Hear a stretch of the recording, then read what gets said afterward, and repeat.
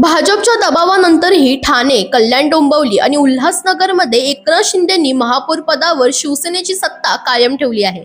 भाजपला या तिन्ही महापालिकांमध्ये उपमहापौर पदावर समाधान मानावं लागणार आहे. निवडणुकीदरम्यान ठाणे आणि कल्याण डोंबिवलीमध्ये युती असतानाही भाजपकडून महापौर पदावर दावा करण्यात आला होता. कल्याण डोंबिवलीमध्ये निवडणुकीपूर्वी शिंदे शिवसेना आणि भाजपमध्ये तीव्र संघर्षही पाहायला मिळाला. उल्हासनगरमध्ये दोन्ही पक्ष थेट आमने-सामने होते. निकालानंतर मात्र चित्र स्पष्ट झालं. ठाणे, कल्याण, डोंबिवली आणि उल्हासनगरमध्ये शिवसेना सर्वाधिक जागा मिळवणारा पक्ष ठरला. त्यामुळे महापौर पद शिवसेनेकडे जाणं निश्चित झालं.